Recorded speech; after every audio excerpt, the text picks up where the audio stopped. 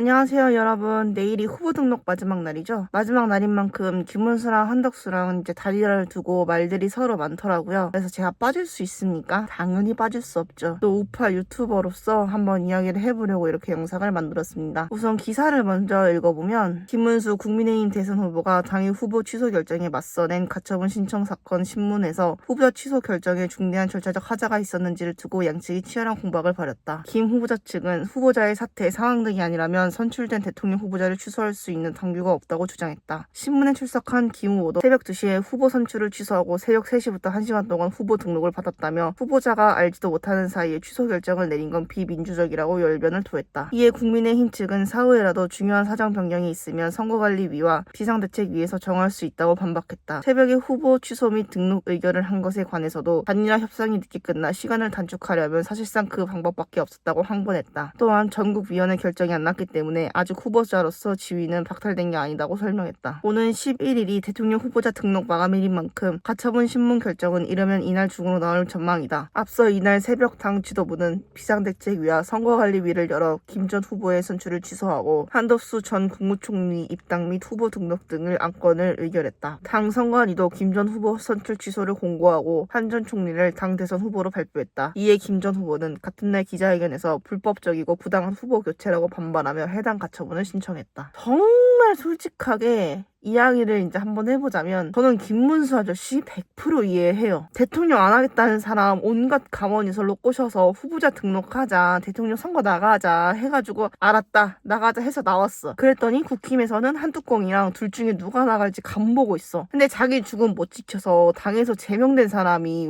왜 대통령 후보로 나와. 머리 헤이아치 컷으로도 안 잘랐다만 보니까. 그리고 한동훈이 국힘에서 내쫓겼을 때 뭐라고 얘기했어요? 자기가 계엄령을 못 막았다, 내 잘못이다 라고 하는데 이 문장 하나에 조차에서도 윤석열 매장시키고 싶어 하는 게 눈에 보이는데 이게 곱게 보이겠어요? 절대 안 그러죠. 여기서부터 삐걱거렸겠죠. 안 봐도 뻔해요 진짜. 그래도 한 번 넘어가서 누가 후보를 정한 건지 고향 체육 경기장인가 뭔가 어디 빌려서 투표를 해. 그것도 존나 크게 했어. 아주 돈이 썩어 나지 니네는.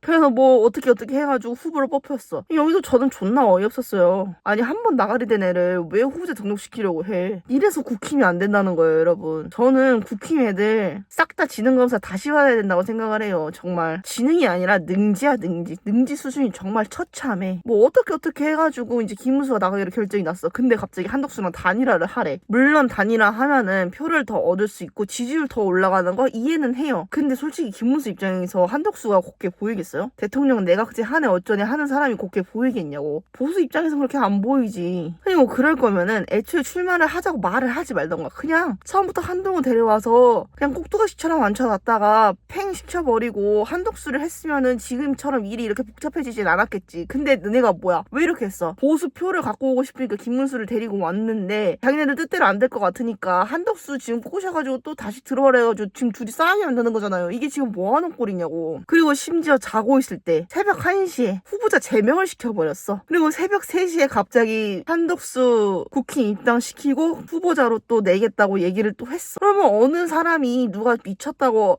어서 가져갔어요. 제가 자리를 잘 닦아놨습니다 하면서 누가 곱게 물러나요. 이런 대가리 빠은 말을 누가 하냐고. 누가 퍽이나 좋다고 하고 비켜주겠어. 그리고 윤석열 탄핵 반대 집회로 보수 싹 다 모아놓으면 뭐해? 전환길 나와서 백날 연설을 하면 뭐해요? 지금 다 차려놓은 밥상 싹 다 엎어버린 게 누군데? 너네 국힘이 밥상 뒤집는 걸 세상에서 제일 잘해. 누가 양반들 아니랄까봐 그래. 지금도 보면은 계속 미친 짓을 한다? 진짜 왜 저럴까요? 보수면 보수답게 행동을 해야지 보수인 게 쪽팔려서 지금 저러는 게 아닌가라고 생각을 해요. 저는 보면은. 그리고 솔직히 지금 존나 사납게 김문수 내려오라고 저지랄 하는 것만큼 윤석열 못 내려오게 막았어 봐. 그러면은 이렇게 조기 대선했겠어요? 절대 안 했지. 민주당도 민주당인데 저는 진짜 국힘이 진짜 개노답 삼형제만큼 더 심하다고 생각을 해요. 개노답 삼형제 안에 국힘 그냥 셋이 다 앉아있는 거야. 국힘이야. 입 앞에 밥이 있는데 먹지를 못해. 아니 김첨지세요? 설렁탕이 없어서 못 먹는 거야?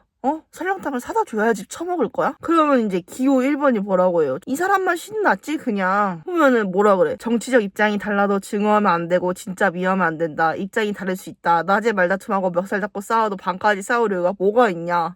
감정을 갖고 증오하는 사람들은 다른 이유가 있다. 왜 감정을 갖고 죽이려고 하냐? 나는 죽일 생각이 없다. 뭐 자기는 홍전시장 같은 사람이 재미있대. 그가 대구 시장할 때 대구에 갔지 않았냐? 라고 또 이야기를 하고 다니셔 이분은. 그래서 이 후보는 이제 난 빨간색이다, 난 파란색이다 하지 말라고. 그래서 자기네 로고에 빨간색을 섞었대. 그래 이런 거 좀 하지 말래. 그리고 빨간색이면 어떻고 파란색이면 어떻습니까? 왼쪽이면 어떻고 오른쪽이면 어떻냐? 국민을 위해 일할 잘하는 사람을 뽑아야 된다라고 이렇게 강조하고 이야기 잘하고 다니시는 분 있으시잖아요. 말을 참 잘해. 그러니까 이제 개딸들이 저렇게 많은 거지. 어제 한 사람만 신났지 보세요.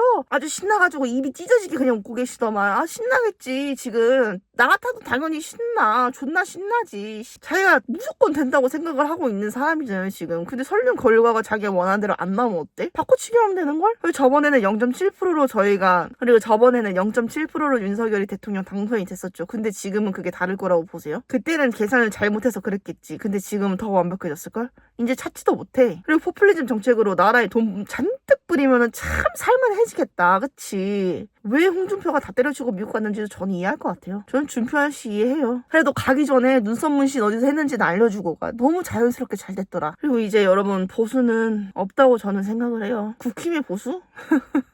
전멸이지 전멸. 그리고 정말 이제 각자 도생이네요. 이번에 투표를 사실 하나마나일 것 같긴 하지만 그래도 해야죠. 어디 신체 부위 하나 없는 것처럼 말하는 좌파 패미들 보기 역겨워서라도 저는 꼭 하러 가려고요. 그래서 얘네들 보기 역겨워서라도 저는 꼭 하러 가려고요. 그리고 국힘은 이제 평생 정신 못 차리고 계속 저렇게 헛발짓 하고 저렇게 우물 안에 개구리처럼 저지랄 계속 날 것 같긴 한데 그래도 구렁텅이로 손 놓고 빠질 수는 없잖아요 여러분. 뭐 이제 개인적인 의견이라서 제가 이래라 저래라 할 건 아니지만 그래도 뭐라도 해야 하지 않을까라는 생각에 이렇게 이야기가 좀 길어졌네요. 저는 집이나 살라고요. 다음에 민주당 정권 잡을 거 뻔한데 집값이나 존나 올리겠지 뭐. 그럼 집이라도 사둬야지. 아시겠죠? 그럼 다음 연세에서 만나요. 안녕.